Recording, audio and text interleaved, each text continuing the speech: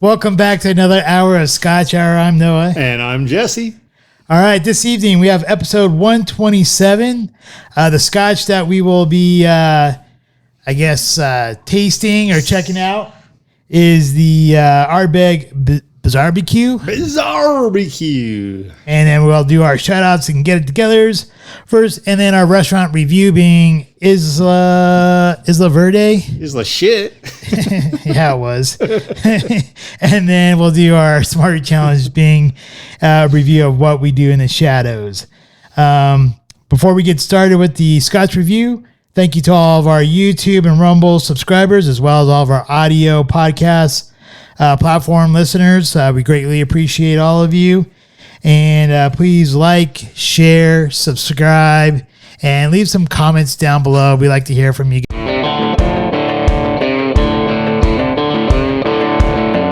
Scotch Reviewed. This week's Scotch of the Ardbeg BizarreBQ. With that Ardbeg, a Scotch we've frequented many times on this show. It's an Islay single malt Scotch. This one's at 50.9% alcohol by volume. A couple things to remember with Islay. Islay is, if you're looking at Scotland, it is on the west side, off to the west, a little island, not so little, one of the bigger islands, just below Jura. And on that island, on the southeastern side, so between the mainland and the sea, we have many a distillery, especially Ardbeg, but also Lagavulin and Laphroaig, known for the ocean beating off the opposite side of the island, creating a spray, saline spray, saltwater brine that falls upon the earth and provides quite a nice peaty experience. One of the things about this particular Scotch is they are emphasizing it is perfect for a barbecue. With that, you start with a harebrained idea. You bring together three unique casks, two masters in their own right, and a whole lot of heat and smoke. We're curious what that heat's going to be. The smoke should be pretty obvious. What do you get? You get the distillery's Ardbeg's first ever barbecue-inspired whiskey, Ardbeg BizarreBQ, cooked up with renowned master distiller Dr. Bill Lumsden, alongside bona fide god of the grill, Christian Stevenson, aka, or also known as DJ Barbecue. Now, this mouth-watering malt packs a meaty, peaty punch. I'm pretty excited with some of the things I've heard and read about this Scotch. I think it's going to be a W for win. The same way it is with grilling, there's only one vital element in creating our first barbecue-inspired malt, and that is fire. So they toast a selection of three casks, double charred those oak casks, Pedro Ximenez sherry cask, and barbecue cask. Now, what the hell does that mean? Are they lathering barbecue sauce on it? Just might be doing that. I don't know. This combined recipe comes together to bring a sweet, tangy, smoky flavor perfect for barbecue. And I am very excited to try this single malt Scotch. I'm also excited to try this single malt Scotch. I think it's going to be quite the smoky adventure or experience, if you will. The one thing I really don't understand, like, why some of these like nicer bottles or like these special expressions are coming without their tins or boxes nowadays, and I find that kind of disappointing in a way. But before we even, I guess, kind of dive too much more into that type of stuff, Ardbeg does do their tours change from season to season. So for this for the summer of 2023 season, their schedule runs from June 5th to August 31st of 2023. And then they have their classic production tour. This gives you a detailed tour looking at the distillery. Yeah, well, Distillation process at the distillery. Thank you. Tongue-tied. And he'll be able to try out 3 drams from their core range, starting with the Ardbeg 10-year-old, and then you get to choose 2 other drams while you're there. This costs $25 USD, so $25 or about 20 quid or Great British pounds. Then they got this dram at the dam, which actually sounds pretty cool. Sounds way cool. So what they do here with the dram at the dam, it's about 2.5 hours long, at 65 Great British pounds and 83 USD. And what they do is they provide the picnic, so they provide food and the drams to drink. But what you do is you go on a hike to the water source that they use at Ardbeg, and then you get a kind of like a guided tour of the water source, and then they kind of explain about the water source there and all that stuff. And under 18 is allowed for this particular one because it is a picnic. But they do say that since the weather can change quite frequently, that they can cancel on short notice. But you're gonna also want to have like good hiking shoes in order to do this particular tour. And but it sounds like a really good time of being able to like you get a hike across the property and go see their main water source, which is called, and I'm going to butcher this totally, Loch Eric Non-Beast. I don't know. Sounds right to me. Yeah, right. Nailed it. Nailed it. Then they got this other one called Cask Samples in the Warehouse 3. This one lasts about an hour and 15 minutes. No one under the age of 18 is allowed in this one. It is $64 or 50 Great British pounds. This is a guided tour to be enjoyed in the warehouse along with your guide.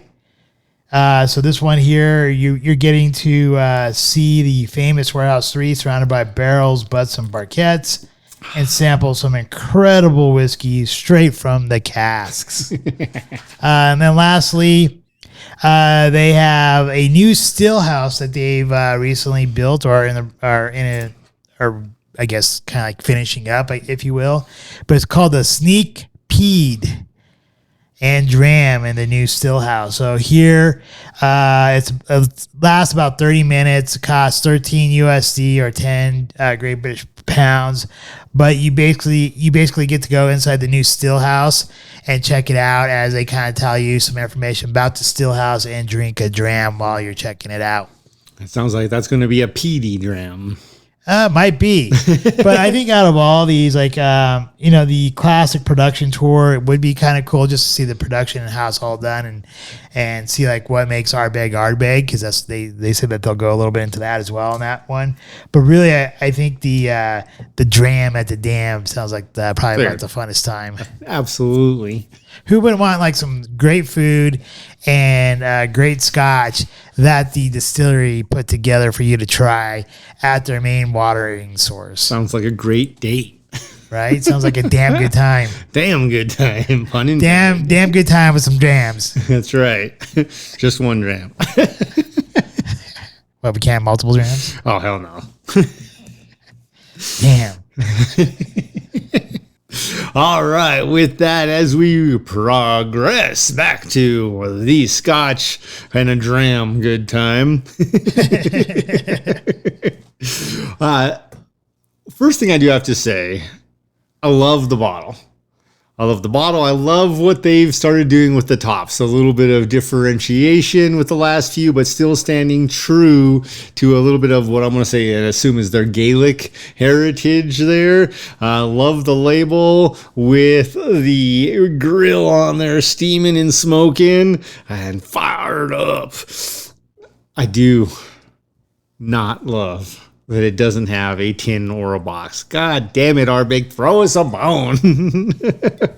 But with that, it's great. I kind of wish they would have gone the extra inch and giving us that box with the story. I was really super excited with the Ardbeg, where we got to have a dram good time and see a little bit about the story line and a mystery of which I assume will be a range of scotches over several years. So this one didn't have like a link to the website like the last one did? No. Oh, that's a bummer. I know. But I still love the bottle. I love the colors. They did, imagine how far they could have gone if they had done that same thing and done a QR code and maybe given you a recipe for a steak, some sauce, something. Like, they could have nailed it. They still may with the Scotch itself, but they kind of missed. Yeah, it's funny that you say that, because there is one other kind of like, it's not really a tour, but it's something that they talk about there, and they do list it with their tours, is that Ardbeg, they talk about using Ardbeg with like cocktails and food. So... Which seems like a sin to me, unless it's the wee beastie. Fucking mix the shit out of that. Maybe one day we'll revisit the wee beastie. We've got to. At some point when we revisit another version of Frankenstein, most likely. But with that, I don't have much else to say before we dive right into an Ardbeg, which I don't believe will disappoint. I think this is going to be a win. I hope so. We'll find out. All right. Well, with this, they do their traditional foil here as opposed to the plastic top. I do like the foils they've been using more recently. I call it traditional because tongue-tied, because that's what I think is more normal for most of the scotches we enjoy. Nice, thick, easily torn accurately foil. That means a lot. It's in the details. The devil is in the details. It is a plastic top, but it does have the Ardbeg A pressed or molded into it. Gloss at the back and matte at the front. As we open her up, ooh, immediately I get a sweet. Actually, I do get a sweet barbecue smoky mist. Super exciting at the prospects there. It's damn good color.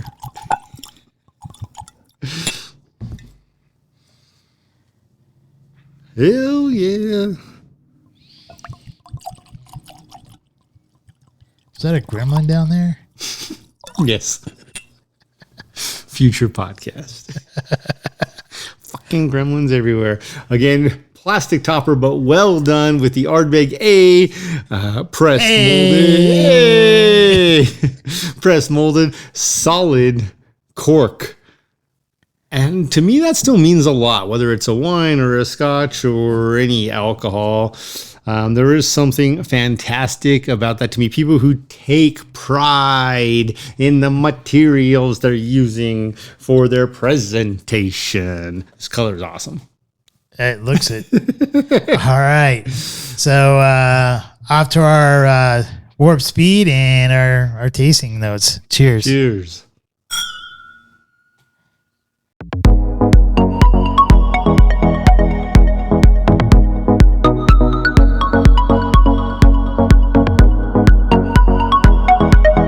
BizarreBQ by Ardbeg. Man, this is actually a treat, a surprising treat. And I don't know why I should consider it a surprising treat, because almost everything that Ardbeg has made that we've tried and reviewed on our show, I believe we've liked almost every single one of them except for the Wee Beastie.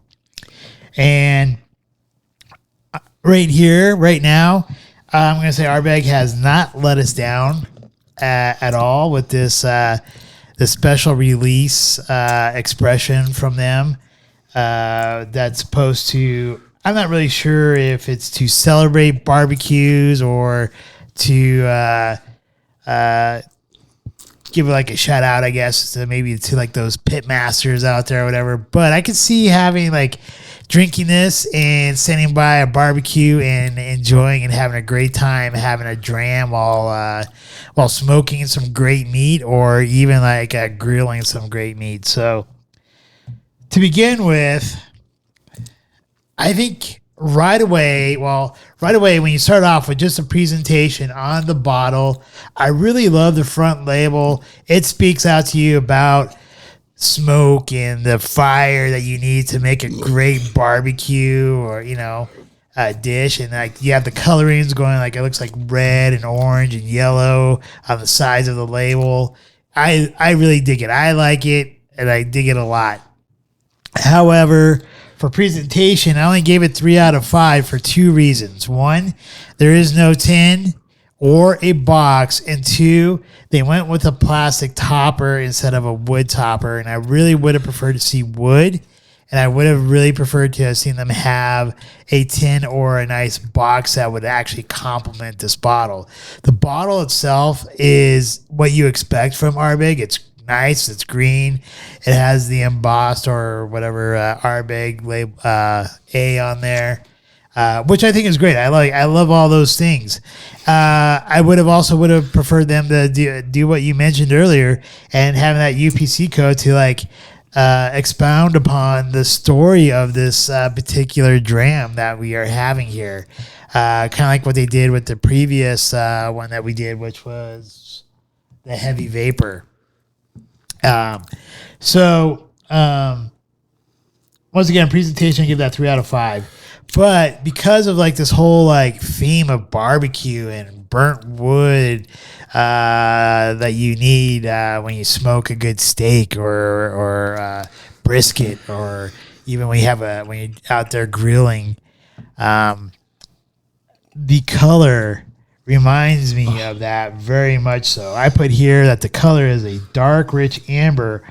Almost reminds me of the embers from a log in a fire, which I think is great. I love the color. The color is great. Hopefully, I didn't see anything saying that they added any color, which hopefully they didn't, because I love this color right here. So I give that a 5 out of 5. Now, moving on to the palate. Wow. I love this palette. I can sit here and smell it all day long. And the bouquet to this is intriguing, complex, and at the same time, that it has a slight delicacy to it, which I really enjoy. Here, I put it has a sweet maple bacon with hints of citrus, floral notes, hints of brine, and next day burnt wood from a campfire. And it's funny too, because that was my initial notes on that. But as we've from the time that we opened the bottle till now, it's probably been about 20 minutes. And I also started getting some slight hints of cocoa in there too, which I really enjoyed to go along with that nose. The nose I scored, it wasn't my highest score, but it was my second highest score, which is 28 out of 30. Going on to the palate, for me, it starts off nice and sweet, almost like a sweet molasses that coats your mouth, giving it a creamy sensation with hints of smoke, clove, and cinnamon. And I really dug this.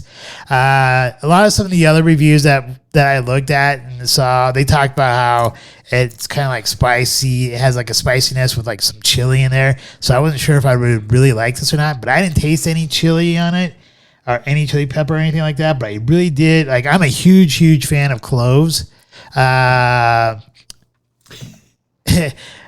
I was younger, I used to like to smoke those clove cigarettes and taste my lip afterwards. Swisher Sweets. No, they weren't called Swisher Sweets. They weren't? No, it's they look like little cigarette packets, and they were all brown, but they weren't Swisher Sweets. But anyways, I liked the cloves and I like cinnamon, and it makes for a really great clove and cinnamon. It's almost sometimes when you back, I don't know, maybe when I was younger, I'm not sure, some other people might have experienced it, when you had some, maybe when your grandmother made ham for a Christmas ham. At least my grandmother used to put some some cloves in there with some cinnamon and I want to say like pineapple and cherries or something. So you got like that sweetness from the that citrus there of the pineapple and like a little bit of the Maraschino cherry. I don't know how you say it. What Maraschino? Maraschino cherries. And that's kind of like what you get here with that kind of sweetness there on that palate there. So once again, that's that hint of the molasses that coats your mouth, giving it that creamy sensation with that hint of smoke, clove, and cinnamon.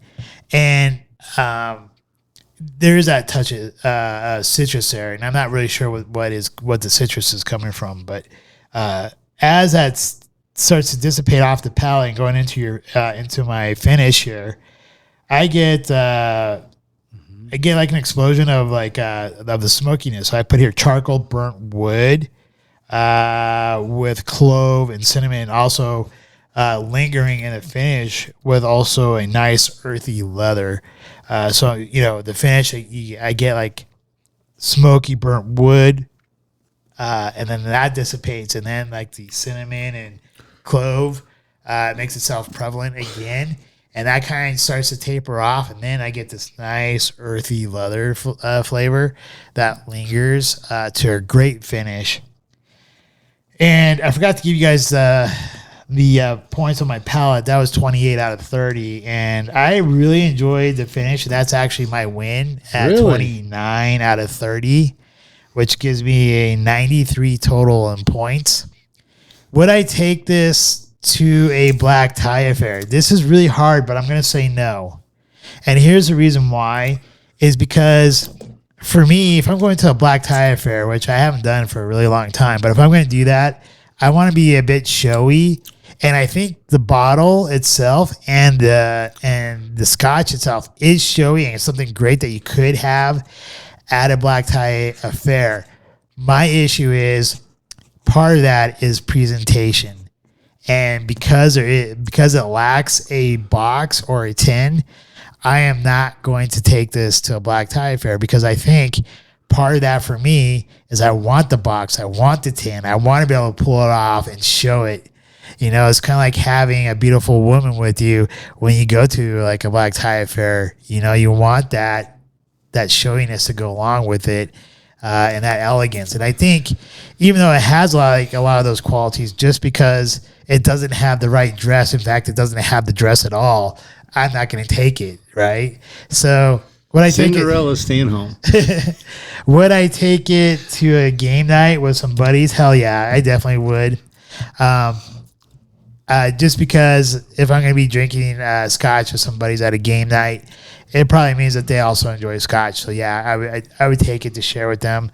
But at the same time, because it is a limited release, I would probably want to hoard it and not necessarily take it to a game night. And I do think it definitely has a spot on my shelf to be used and drank and shared with those who would greatly appreciate the complexity yet elegance of this particular scotch. So once again, I gave this a 93 out of 100. If you do happen to find it out in the liquor stores or wherever you purchase your scotch at, I highly recommend purchasing it. It was roughly $90 where I purchased it at for our show. So, yeah, I highly recommend this one. All right, Ardbeg BizarreBQ. And you mentioned a little bit about this. DJ Barbecue apparently started this, I'm going to call it a world tour. I don't know if that's truly what it is, but a tour of barbecue competitions and really testing out different types of barbecue. Probably for himself and then also the world and an experience. God, good for him. I mean that fully. And of course, this is one of the end results, is a partnership with a distillery. Good for you, Ardbeg, for catching on to this. And why I say that is, to me, this scotch is a giant W. Win. Or wills. But win. And I have loved it. I agree with you 100%. I'd have given it a 4 if it had a QR code in the story, something to build upon and I don't want to oversimplify it. but it is that simple, a simple bottle and label. So for presentation, I also gave it a 3. I need a box.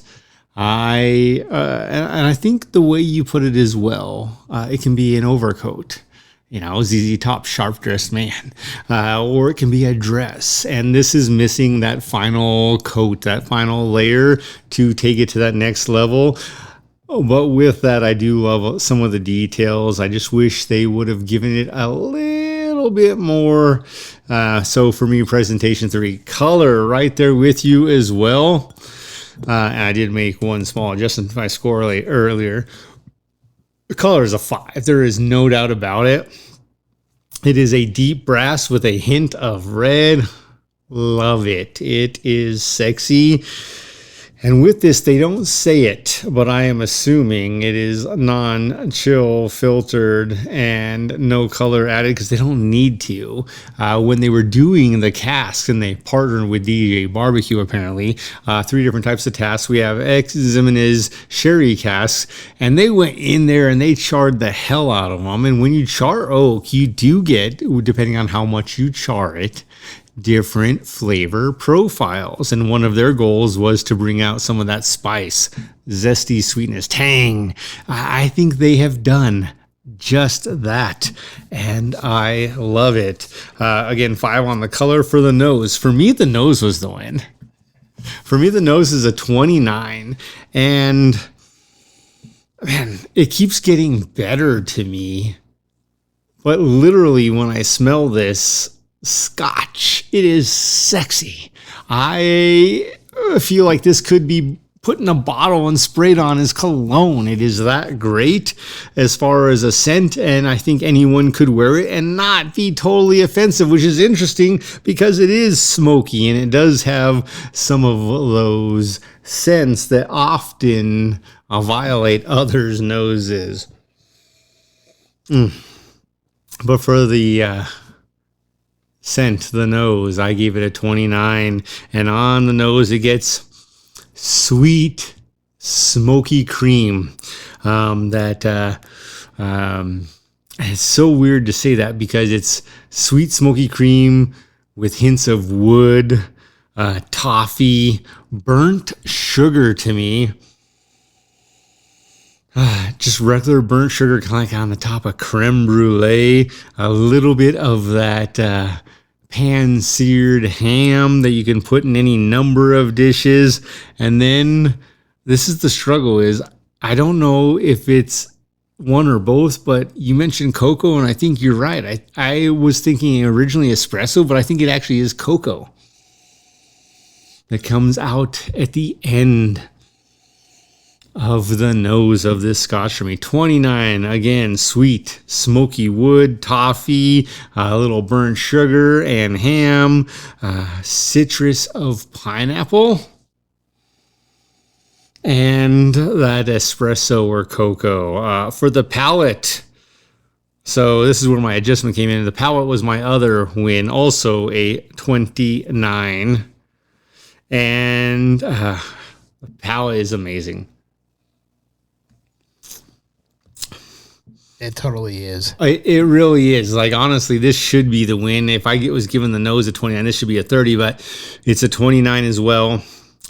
Creamy, sweet with cinnamon and clove right off the bat. It is strong, and then it transitions to cured leather. Now, for me, cured leather is sexy, and that is where the brine also comes out. So again, it goes from a creamy, sweet, cinnamon clove scented cream or tasting cream to this cured leather, and then brine finished with charred oak and a little bit more of that cocoa. That's where the cocoa is absolutely prevalent versus the espresso no-go. The finish goes back to a cured leather flavor, followed by, I want to say, smoked cinnamon, like burnt cinnamon, a little hint of clove, and then dry, not the wet stuff anymore, but the dry beached oak.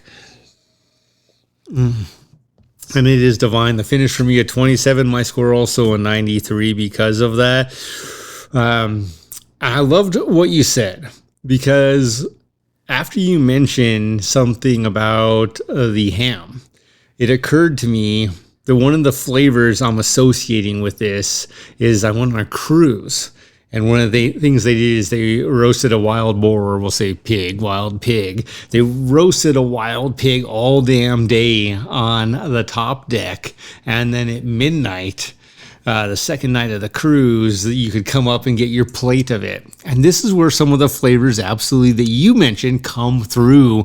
And it reminds me of these experiences. You went and got that slice of smoked meat, and they'd been smoking it all day. If you were walking by anywhere near, you could smell the wood smoking this wild pig.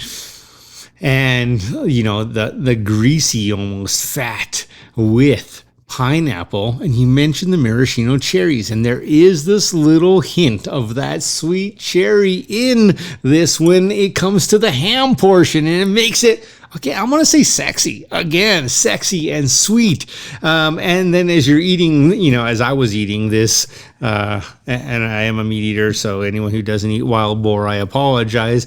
But as I was eating this wild pig, and the sides were things like pineapple and cherries, it all makes perfect sense. The wood is in there. It smokes it in. It's delicious. But that wild pig was so fatty, it kept it super tender. I don't know where they stuffed the pineapple, if they did a Hitler or what.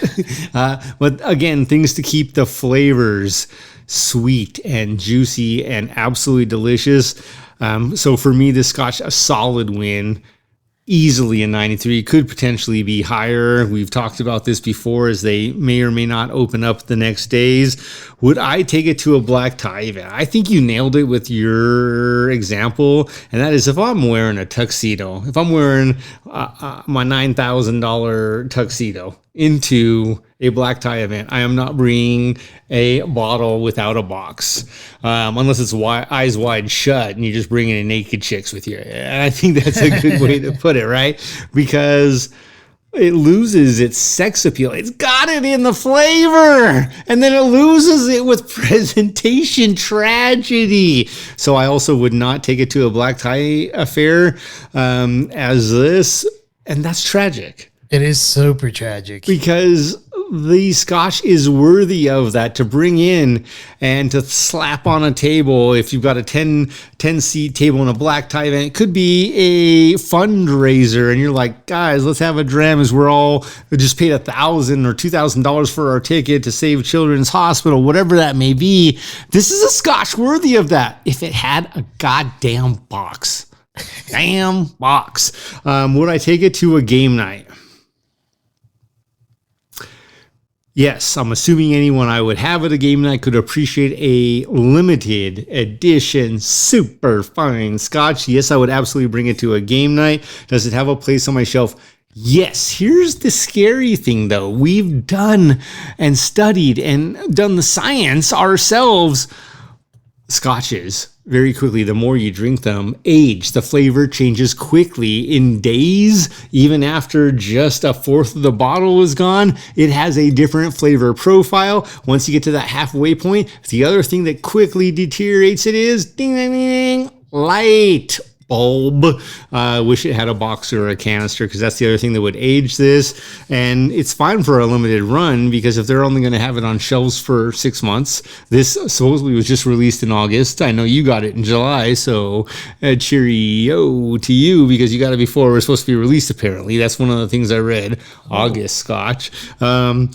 So seriously, good for us. You're sharing it with me. I believe it. It is fantastic. It is a limited run, an August Scotch, and it is fantastic. So yes, if I could find a bottle, it would definitely have a spot on my shelf. However, I would absolutely put it in a box. Not that I don't trust the green glass, but light gets through. We know this. The science does not lie.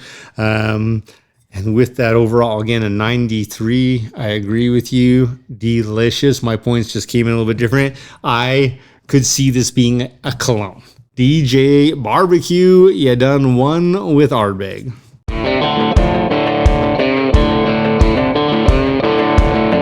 It's time for our shout-outs. I'm going to give two quick shout-outs. First one, why I wore a Ferrari shirt another episode in a row. Ferrari, man, you are taking a beating in Formula One, but you have not backed down. You never have. You started at the front. When I say the front of the history, you were in it the first year of Formula One, and you have never left, unlike pretty much every other automaker has left. Some of the greats, Alfa Romeo, not in Formula One right now, or actually back in Formula One, but take this huge hiatus. Mercedes left and came back. The Silverado decided to take a vacation.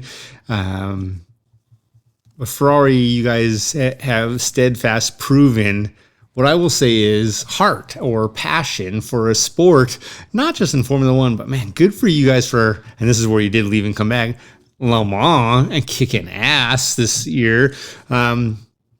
So thank you for your passion in showing really not just the Tifosi in Italy, but the fans of the world.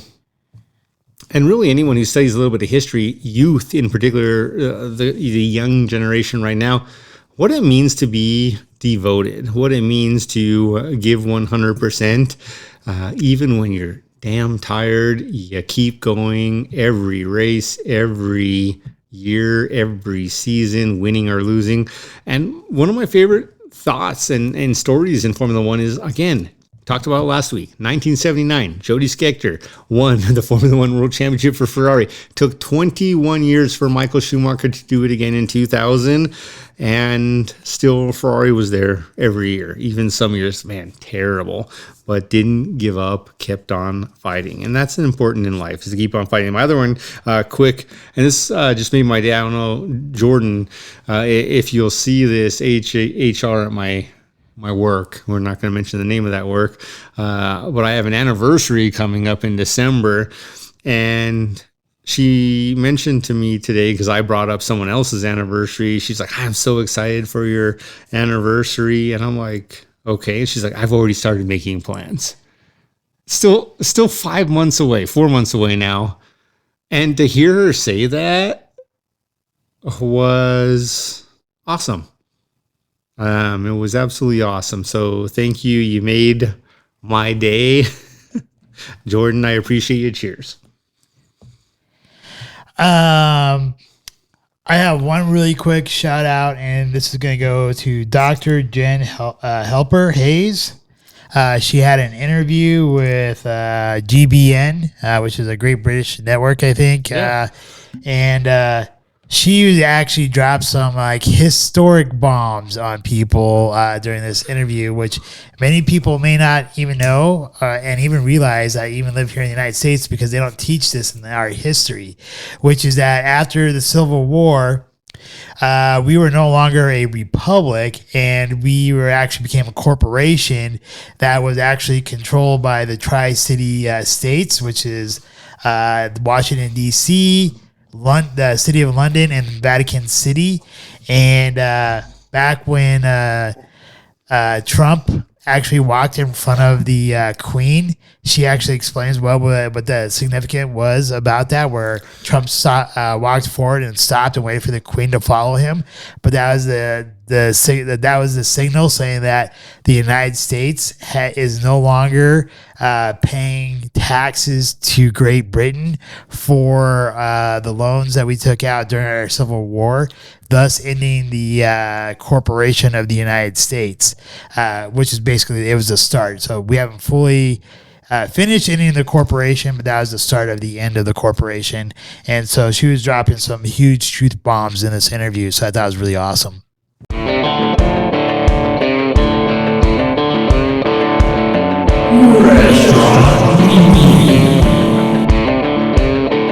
All right, god damn it, this restaurant takes the crap off the crap. I love Verde. It had so much potential going in. Used to be an old Cuban restaurant in Old Town Parker, slightly off of Main Street. And it was the epitome of a letdown, only because, again, I think it had so much potential, but the service just done tanked the toilet. So at first I was really skeptical about going to this place because I had gone there when it was a Cuban restaurant and I wasn't very impressed with it to begin with.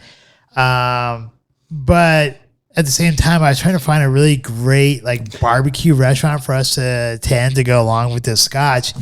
And the two restaurants I like researched and was looking up, they both had already gone out of business and stuff after COVID. So I at this point I was already like, I don't know, searching for about like 30, 40 minutes. And I'm like, all right, I got to get back to work and start working, doing some stuff. So I'm like, fine, well, let's just go to this place because Jesse had suggested it. And I think he got that suggestion from one of his coworkers. Yes, it worked. And so from there, we went there. I pulled up, really happy to give this place a shot. I noticed like when I first walked inside, the way they had it designed inside was totally different than what it was when it was the Cuban place. And now they actually have a bar in there, which is kind of cool.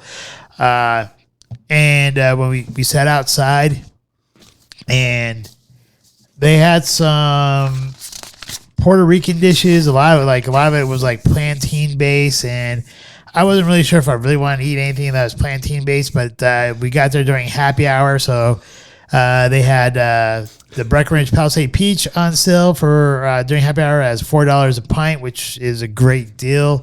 Then they had empanadas, which if you remember back in May when I went out to Phoenix, I mentioned on the air here that there's a really great empanada place called Empanada Republica, where this place, all they do is specialize in empanadas. They have like a list of like 20 different empanadas on there, and then like 4 daily special empanadas, and then they have like dessert empanadas, and the place is like totally bomb. And then like they give you like these like a sauce to dip the empanadas into. Great. It was a great place. And then last night, after teaching a life insurance class, I actually met up with my younger brother, and right by his house was this empanada restaurant. So I'm like, hey, let's go check out this empanada restaurant. And even there, that place, they give you sauce for your empanada. If you are paying attention to what I'm saying right now so far, I said 2 different places give you sauce for your empanada. So when we're here at this place, this Isla Verde place. Isla Verde! During the happy hour, they had 2 empanadas for $7. So I'm like, all right, this will be pretty good. You know, empanadas aren't that big.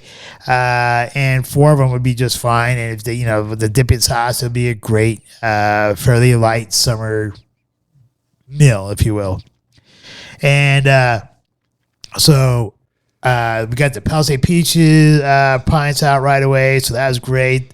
The waitress was pretty prompt when we were there, very informative about the menu and the different types of foods that they have, and she made recommendation from each category of the menu. And so I was really looking forward to the empanadas. I chose the lion's mane empanada, the shredded chicken empanada, the ground beef empanada, and the shredded beef empanada. So I was looking really forward to these. And then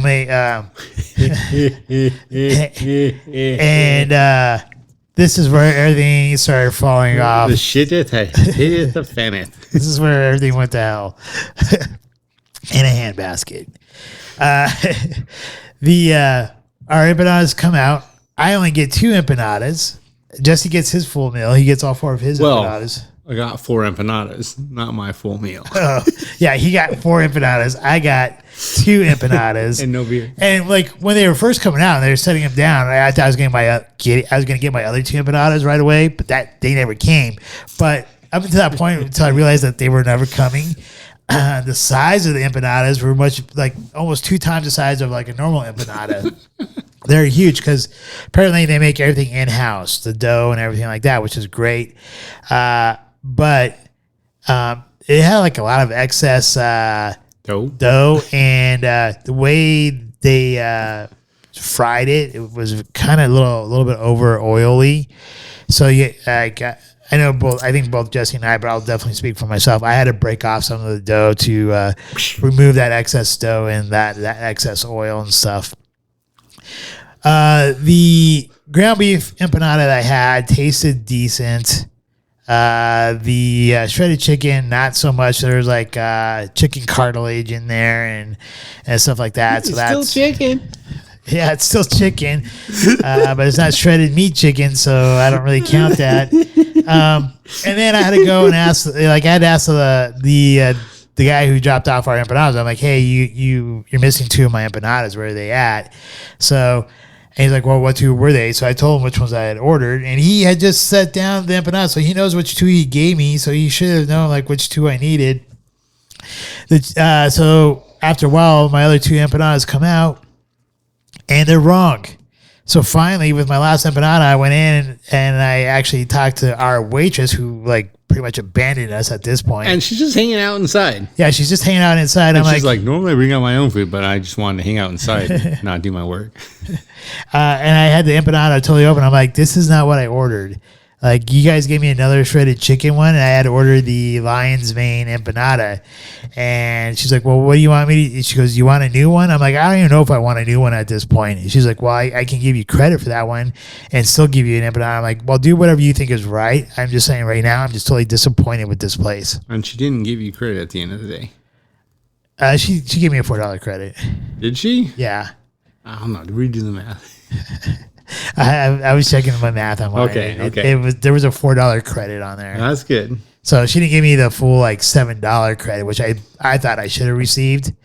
But then so after I got the lion's mane empanada, the mushroom empanada, that was actually a really great empanada. It tasted really good. It had great flavor. And while as I finished eating my last empanada, I ended up spilling half of my beer all over me. So this was just a terrible experience altogether. I didn't get half my meal. When I did get my meal, it was totally wrong.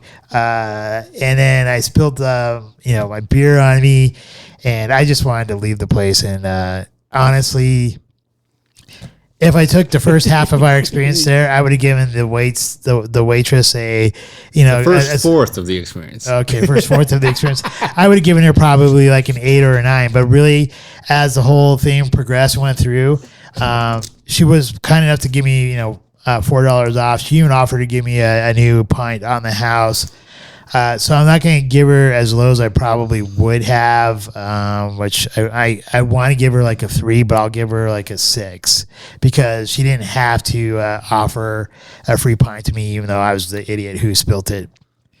But still, the fact that she left us abandoned for most of it really should even equate to a 3 right there. The ambiance and how it's designed and stuff like that, it's not very impressive on the inside, not very impressive on the outside, although it is in the middle of Old Town Parker, so that's kind of cool. But it's on a side area of Old Town Parker where basically all you do is you face apartment buildings, and there's also road construction going on. So that wasn't very pleasant either, with a bunch of bees flying around all over the place. So I'm going to give the ambiance probably a 6 as well. The food, 2 of the empanadas I liked. The other 2 were terrible. The dish that the couple who got behind, the dish that the couple behind us got, actually smelled phenomenal. I don't know how it tasted, but it smelled really good. So the food, I'm going to give it a 6. I'm going to say this place is 6 on the high. There's potential it could be better, but I'm going to give it a solid 6. And it's not as bad as I probably could give it, and I'm being a little bit nicer than I probably should. But I'm just going to leave it at 6 and just be done. I just want to be done with this experience. I'm surprised because you had a far worse experience than I did, and I only am going to give it a total of a 5, which is in my mind also generous. We walked up Isla Verde. I was actually kind of stoked. A coworker of mine recommended it. I think it has the potential, and it started out with the potential. Can we sit outside? Yeah, it's a perfect day for it. It's 80 degrees, sun setting, everything's perfect. Happy hour still on. Palisade Peach on tap for $4. Cha-ching, I'm in. Give me one of those. Let me start with that. No questions asked. Beer comes. She goes, brings my beer. Noah wants a beer. Palisade Peach Ching. She goes, she brings it back. Do you guys know what you want? Yeah, man, we're going after this happy hour. So far, it's slamming. We got some of the fried cheese, the queso Frito. This is okay. I actually really enjoyed that. I didn't think it was outstanding. That to me was right around the 7 range. You got the sweet and the salty. However, the cheese wasn't actually very salty. I would have preferred it to be more like cheese curds, a little saltier. But with the, I don't know if it was, and you mentioned this maple syrup or something else drizzled upon it, it was good. It wasn't great. However, it's probably like a 7 for that food. The service at this point is a 10, right? And then the shit hit the faneth. And she has taken our food orders. Noah orders his 4 empanadas. I ordered my 4 empanadas. And I'm super stoked. Noah's super stoked. They bring them out. Except that when Noah ordered his, he's like, hey, she's like, do you want another beer? And he's like, yeah, just bring it out with the empanadas. Empanadas come out. Oh, yeah, I forgot to mention that. Noah's no beer comes out. And I'm just like, okay, well, she's probably right behind them. 5 minutes goes by. 10 minutes goes by. We're starting to eat the empanadas because they've cooled down enough. I loved that it was fresh and heated. Oh, that was great. The environment would have been better if there weren't hornets flying around all over the place, biting everyone around us. But I'll let that go too. However, at this point, I'm like, man, I ordered my beer before the food. Where the hell is this chick? It's been like 20 minutes since we last saw her. Then it was 30 minutes since we last saw her. Then Noah finally is like, where are my other 2 empanadas? And I'm eating my first one. No one nailed it. Like the lion's head mushroom empanada, 10. Then I get to the rest of my food. My shredded beef was ground beef. I didn't even complain. I'm just like, whatever, it's good. No sauce, whatever. Throwing away tons of crust. Where do it go from there? Like, empanada wrong. Not what I wanted. You're dealing with all this bullshit. And it was bullshit. And then the waitress, you have to go hunt her down. She's just hanging out inside. And then she has the audacity to lie to us. And this is the first 10% tip I've given in years. I gave this place a 10% tip. Shit service. Because the service started out as a 10 and ends out as a 3 to me because she lied and said, well, they just bring out my food. They don't let me bring it out anymore. And after you told me that she was just hanging out inside and you went and talked to her, and then she brings out the next one, liar. You run out of beers. Liar. Like, done with this place. Not great. I will say, man, if you're just going for 1 empanada and you want the lion's mane mushroom empanada, do it. 10. Go in, get out. Maybe take it to go. You're going to throw away some crust on the outside. The rest of it, delicious. I ordered 4 of them. I got 1 lion's head. I got 1 green chili, not even on the menu. I think it was supposed to be lion's head. I don't know if they were running out of mushrooms or just shitting on me. Whichever it was, didn't appreciate it. Didn't order a ground beef. Ordered a shredded beef. Didn't get that. And at this point, I'm like, whatever. I'm done with this place. Then she screwed up our checks. And second lie. I forgot about that part. Second lie. I specifically, because we always do this, told her, she's like, here's your total. And I'm like, we want separate checks, because that's the word I always use. She's like, okay, I know exactly what you mean. She goes back in, comes back out, screws it up again. Here it is. And we're both looking at it and we're like, this isn't the right total. And honestly, mine should have been higher. It should have been lower. And I'm like, I'm not really complaining, but I know yours should be lower. And I only complained because she was supposed to give me a discount. And she hadn't done. So A point stands, which is why she did what she did. Say, oh, I'll figure it out. Don't worry, you'll all be right. And bullshit, it wasn't right. Furthermore, mine still wasn't right. I was just done with the place. But with that, she's like, oh, well, you said to split the check. If I had said to split the check would have been split. $22 or $28 versus $48, not split. Definitely not split. So with that, I was like, no, I said separate checks. And she's like, no, you said split checks. And I'm like, nope, I said separate checks. And when that happened, I was like, shit, I don't want to tip you at all, but I'm still going to give you a 10% tip so you can buy the next Coke for your next run. Whatever it may be, you do you. And ultimately, for me, would I go there and meet a friend there? No, not after that experience. Would I take a date there? Hell no. Definitely not after that experience. The value, man. At the end of the day, happy hour, I'm still paying $55 and I didn't eat shit? No. 3. Service. Started out as a 10 for the first third. Rest of it was a 0. Service is a 3. Environment, 6. It had a potential, minus the hornets bugging everyone else in the area. Food total, this is where it's actually generous, because I think had the food all been right, it would have been a 5. So that's what I gave as a total 5. Really, ultimately, I'm giving it a 5. That's also generous because I've rounded way the hell up. This is an authentic Puerto Rican experience.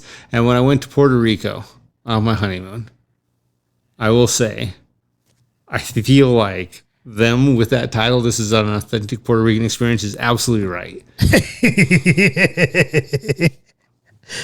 It's the anti-destination place. Puerto Rico, if you stay in a sweet-ass hotel, you get a sweet-ass experience.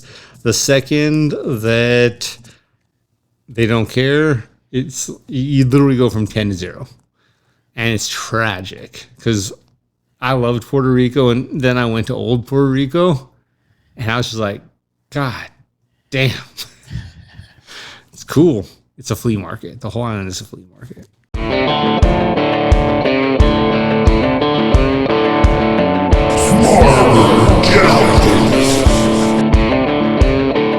This week's Smarter Challenge was for us to review or basically talk about what we do in the shadows, which could include the movie or any of the 5 seasons of What We Do in the Shadows TV series. Including what we later find out was started in 2005 as a short story for What We Do in the Shadows with not all the same people in it.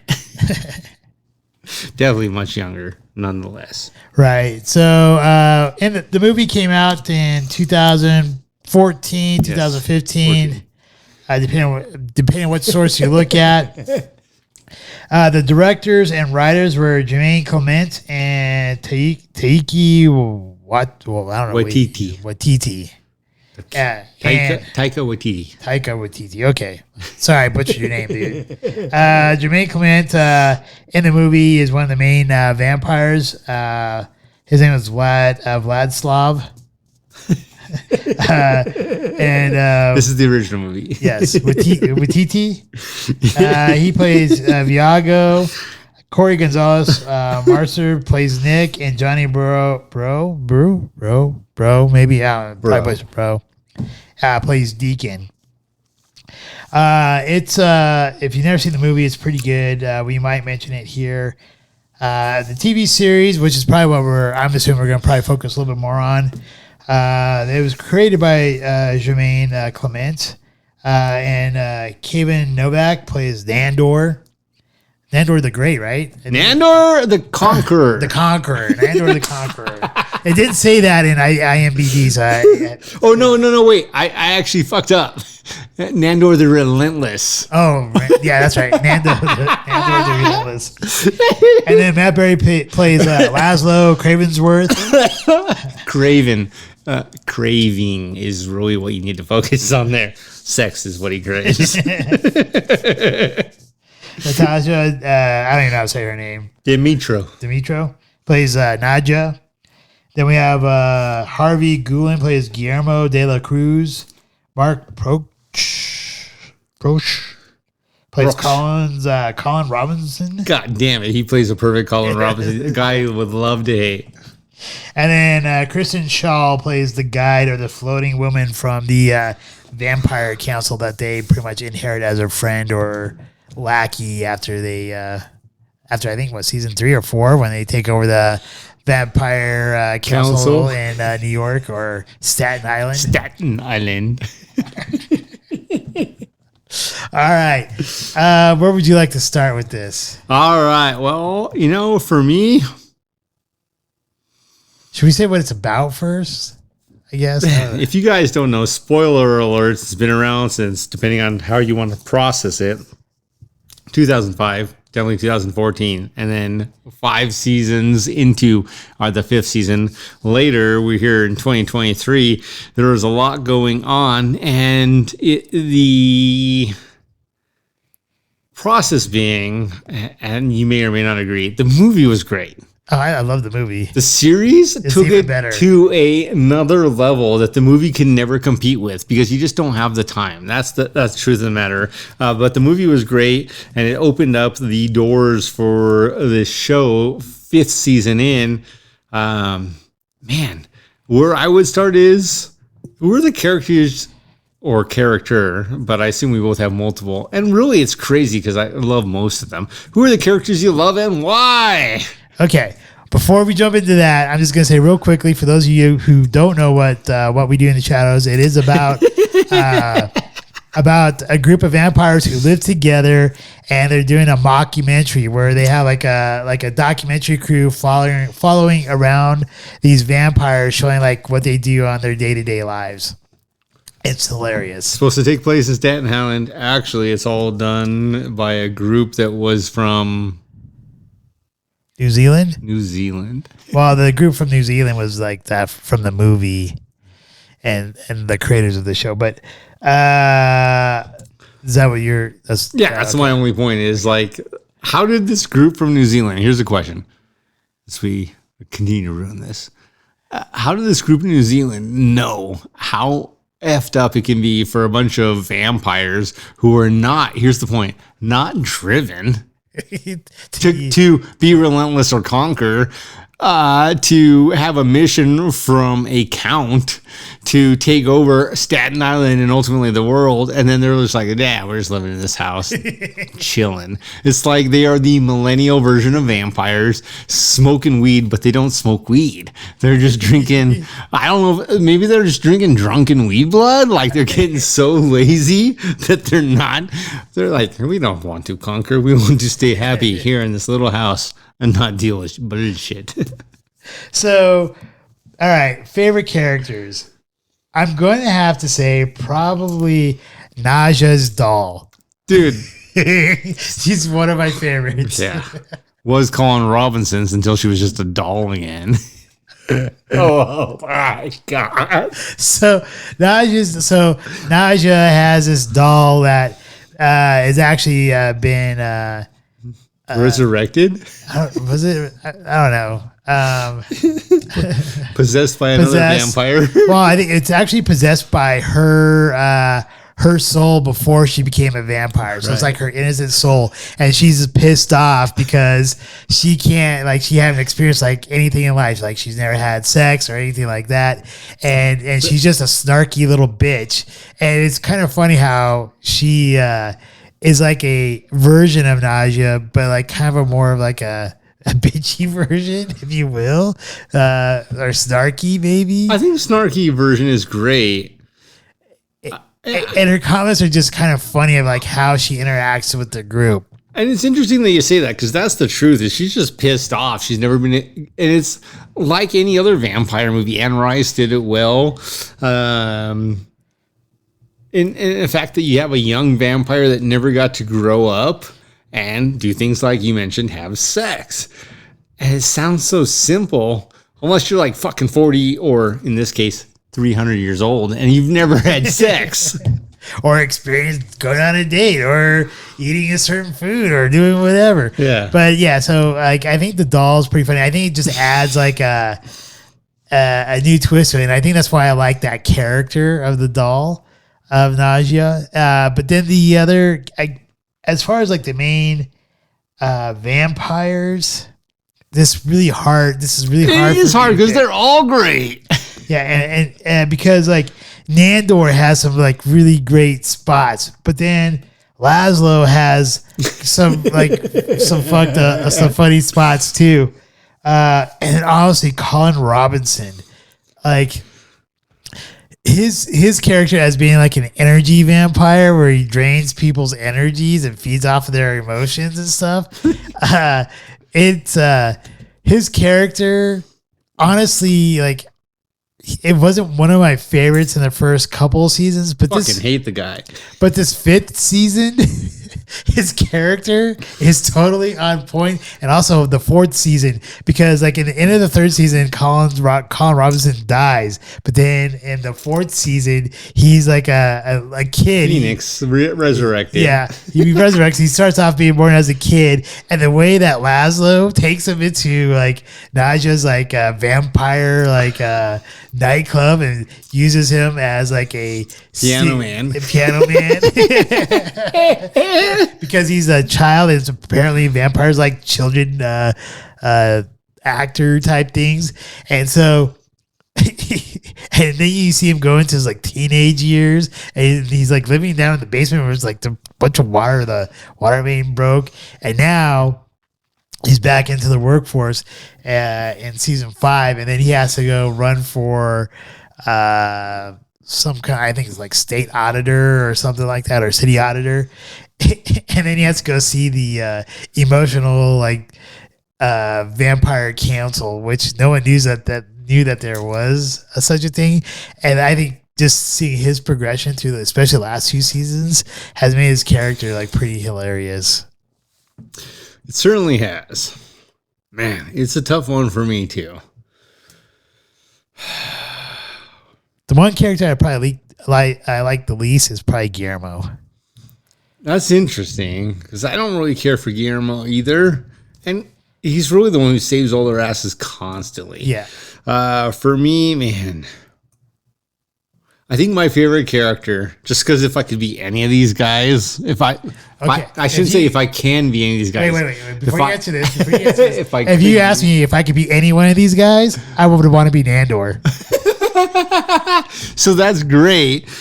For me, my favorite character, though, isn't, and I wouldn't want to be Nandor. I would fucking want to be Laszlo. Laszlo is just like the cool guy who's like, no, except he's like, F you know. Who cuts bushes? He's just like, he is, of all of them, he's the most modern, right? Like dressing wise, he's also very caring. And I think that's why I relate to him well.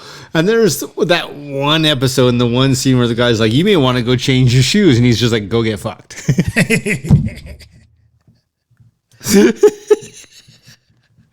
And it's just like, the one thing I do like about Guillermo is that he is a descendant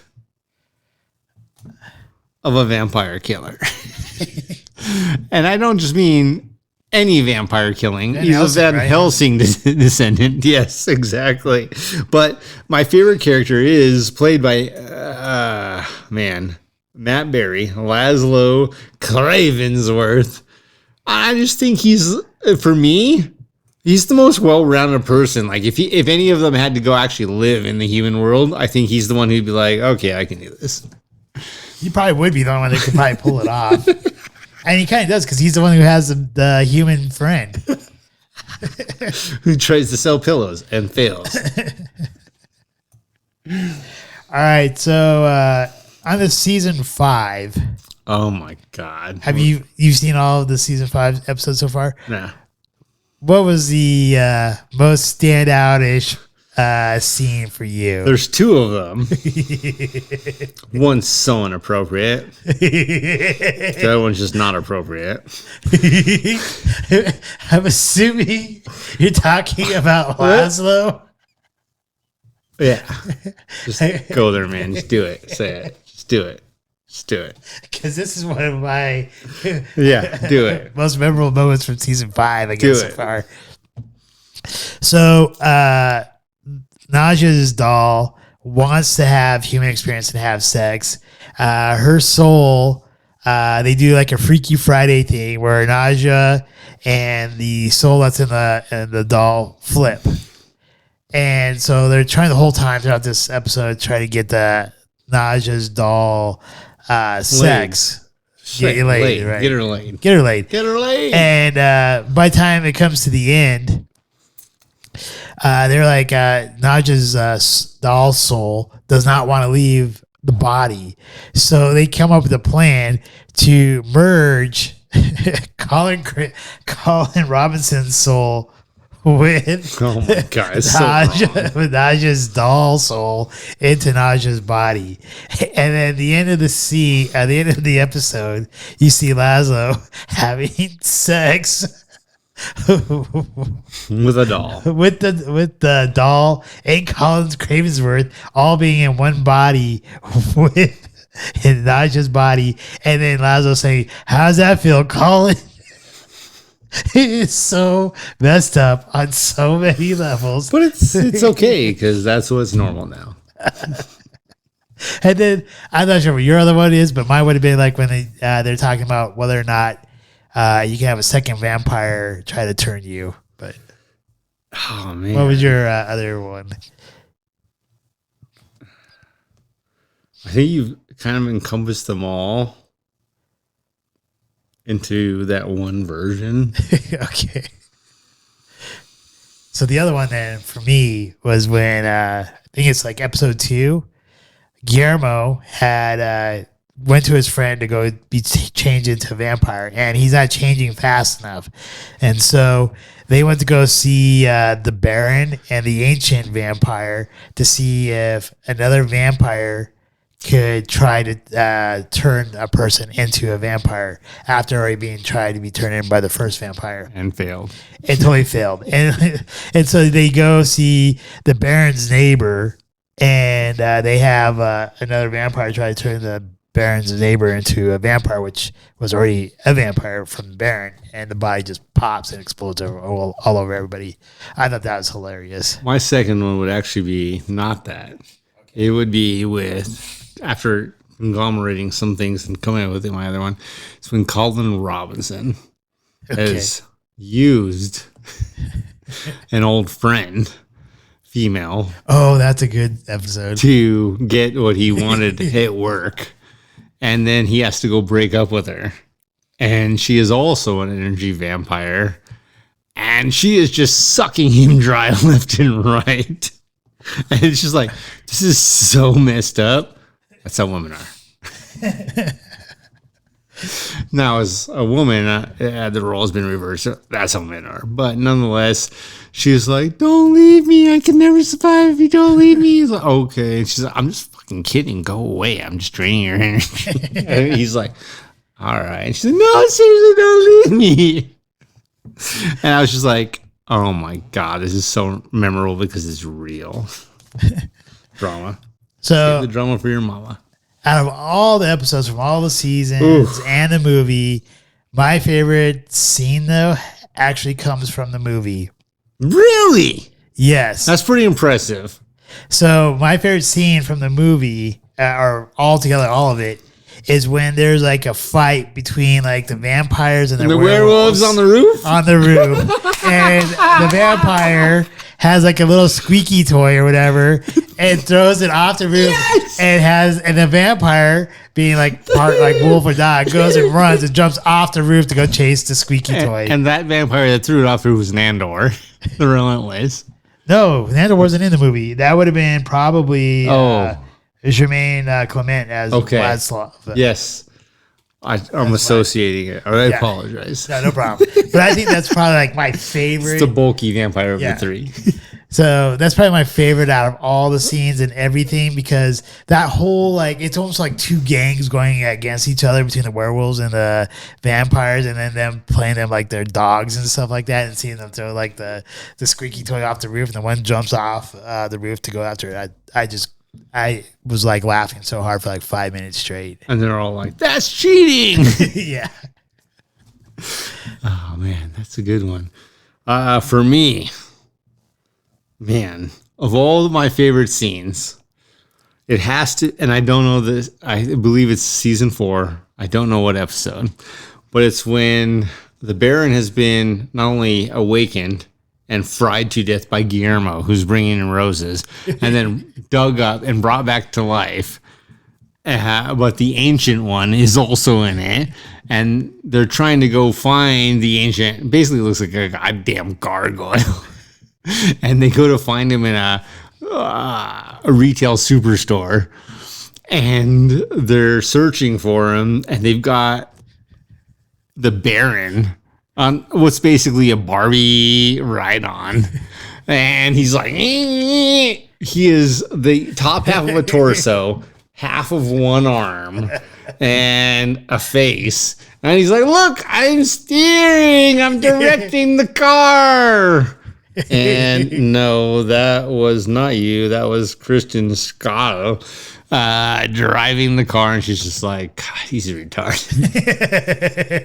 But they go in there, and the Ancient One is kicking all of their asses. But I just love this fact that the whole time the Baron's on this ride-on, being controlled by a remote control, and he's like, I got this. Wait, I can talk to him. They're like, you speak the ancient language? He's like, yeah. Okay, and then everything was cool. Meanwhile, he almost died. I forgot about that. See, that one was pretty hilarious. Just seeing him on the Barbie car, he's like, tied on there, a torso, most of one arm and a head, and he's being driven around. He's like, hey! It is so great to me. And then also the fact that the Ancient One, and then following that is when they're running their Airbnb, the Baron, the Ancient One, and that is how they find their lifeblood.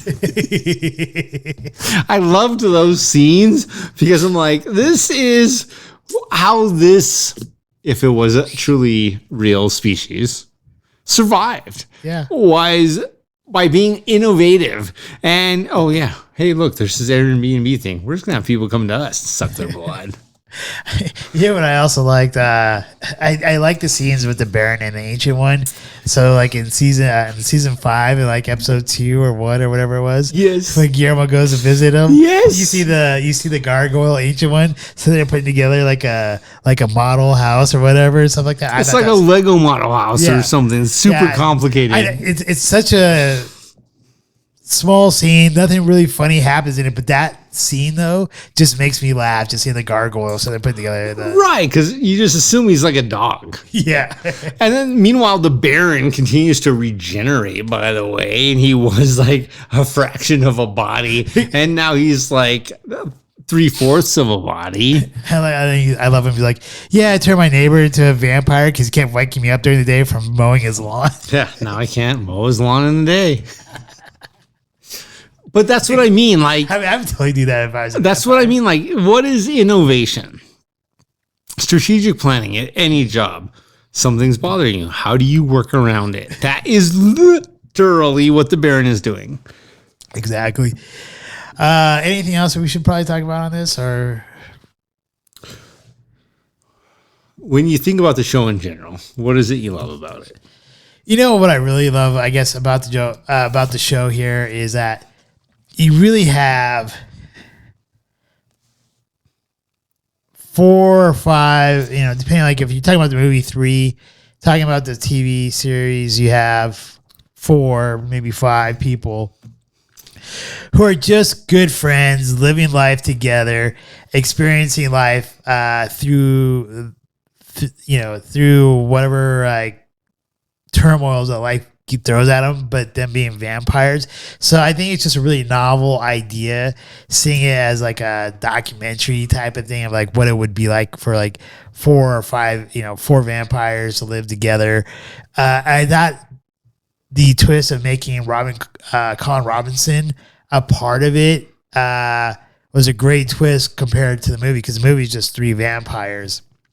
And I really hope that they do bring in the werewolves again at some point in time, because I know they were supposed to do a spinoff where it was just going to be the werewolves too, and then maybe do some like crossovers. If they ever were to do that, I think it would just make it like that much better of a universe. And I honestly think they should actually do like maybe another movie or something, because like the series is so great that I think they deserve like a big screen type time once again. I don't disagree with what you're saying, but I do think there is a struggle with making a werewolf spinoff as strong as the vampire spinoff, because at the end of the day, the werewolf spinoff always goes to they are wolves. And wolves are advanced dogs or powerful dogs, and you limit the emotional impact potentially, even though you shouldn't, but there are different limitations, even though they might be physically more demanding. Or maybe integrate them more into the show. Well, and I think another one of the episodes that's great, and I know we're running out of time, but is when, not Laszlo, but Nandor, the Relentless, Kaivan Novak, has his like fiance that's been on again and off again lover, and then she goes and fucking mates with a werewolf and lets the werewolf turn her, and then he turns her and she's like a half-breed. Where's that coming back? Meanwhile, it's just interesting because it's like there is a piece of vampires or werewolves where do you bring the emotion in and off? And that's where I think Nadja is so imperative in this whole process. Is she's the female, so you expect her to be the one crying, or I shouldn't say this, I don't expect her. One might expect her to be the one that's crying and weak. She is absolutely like no, go kill him. No, go do this. No, go do that. And that is actually the real woman in any house, in any family, is not okay, not okay, not okay. Whether it's you or someone else, Jesse, you screwed up. Go apologize. Or no, they need to apologize to you. I'm going over there to smack their kid. And that is Nadja, is this super strong female. And if I walked past her on the street, I'm not saying she's sexy, but in the show, she's sexy as hell. And I love that about the fact that that is real, is the show does a nice job of taking very simple people. And I don't mean that any of these characters are simple, but taking characters that are simple looking intentionally from a movie standpoint and making them all sexy because of their personalities. Yeah, they do a very good job of doing that. All right. Well, if you haven't seen the show, definitely recommend checking it out. It's on, I believe, FX and on Hulu. And I don't know. Honestly, I think it's a great comedy. I think it's definitely worth the watch. Hell yeah. All right, what is on docket for next week? All right, next week, episode 128. We're finally going there. Best of John Wick. Oh, okay.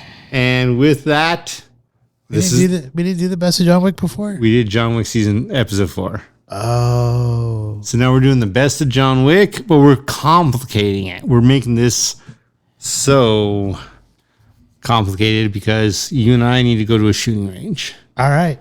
And so we've got the best of John Wick, a shooting range experience. And this is what is it like to go to a shooting range experience and what's good or bad about it. And then for the Scotch, the Glen Farkless 105 Highland single malt Scotch whiskey, cask strength. And with that, the purpose of the cask strength is we're going to a shooting range, bringing guns, we're shooting some rounds, and we're really talking about what is that experience about? What is the purpose? What is it like? What does it feel like before going to, at there, after? So before you actually arrive, is there anxiety? Is there anything else? Neither of our first times. Then when you're there, anxiety, anything else? And then after you've left, Excitement, man. I'm ready and ready to shoot. right? I agree, but we're going to talk about that for any of our viewers.